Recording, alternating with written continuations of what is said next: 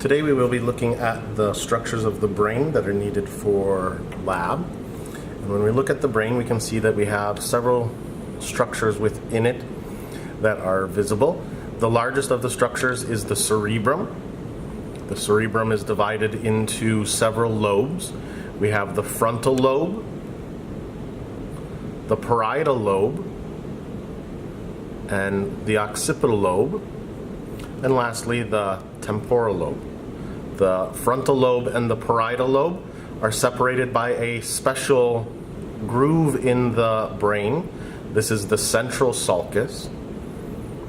We have many sulci within the brain, all of the grooves that are there, but the central sulcus is special because it goes all the way from the center of the cerebrum, where we have the longitudinal fissure. The longitudinal fissure is a deeper groove within the brain, and that central sulcus goes all the way from that longitudinal fissure to the lateral sulcus. It makes its way all the way uninterrupted. This also gives us the distinction of several structures that we can find on the cerebrum. We have the gyri. Individual bumps on the brain is a gyrus, and so we have a post-central gyrus and a pre-central gyrus on either side of the central sulcus.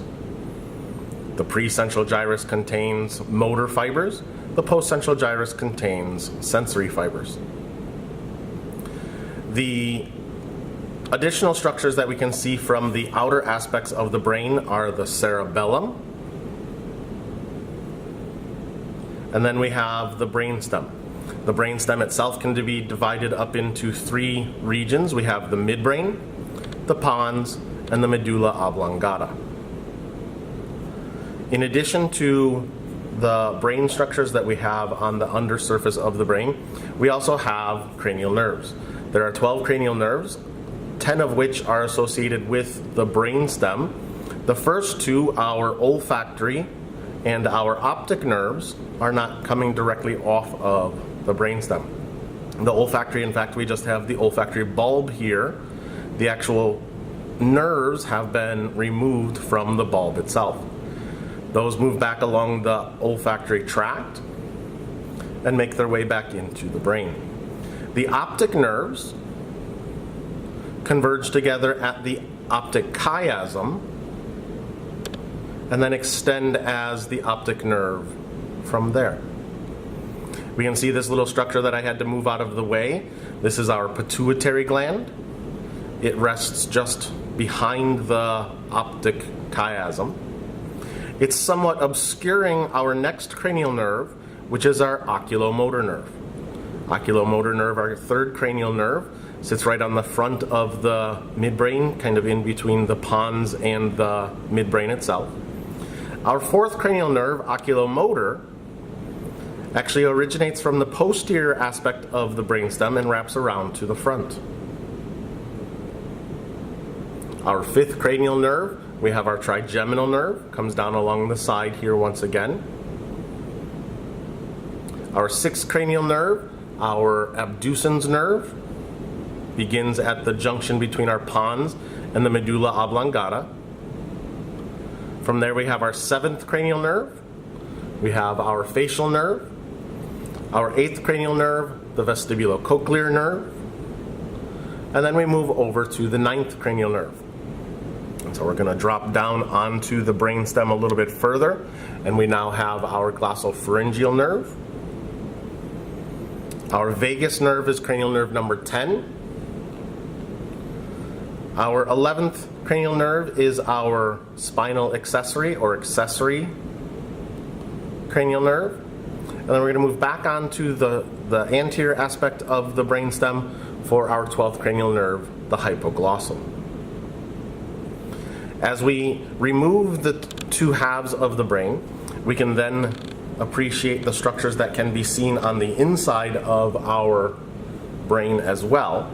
And so we can see large white matter structures that are going to allow us to communicate between the two hemispheres themselves. And so we have the corpus callosum. Dropping down off of the corpus callosum, we have our septum pellucidum.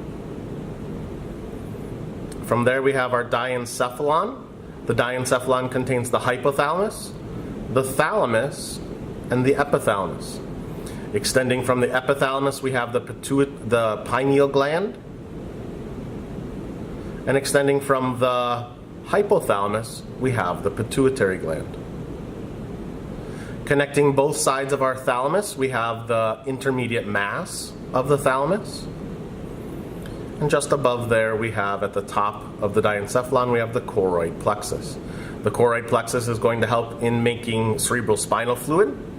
Part of that cerebrospinal fluid is going to come from behind the septum pellucidum. So if I was to poke a hole into the septum pellucidum here, I would enter into a chamber, the lateral ventricle. The lateral ventricles drain into the third ventricle, which is the space, the indentation that is here within the diencephalon. So it's the indentation where the hypothalamus, the thalamus, and the epithalamus are. The third ventricle drains down through the cerebral aqueduct, which then drains into the fourth ventricle, which lies between the pons and the cerebellum, so the triangular portion here. And then the fourth ventricle is going to drain down through the medulla oblongata and extend further on down into the spinal cord. Another white matter structure that we can see is the arbor vitae of the cerebellum. And if I turn the brain structure here, we can see that it almost looks like a big tree in branches. And these are the structures that are needed for lab.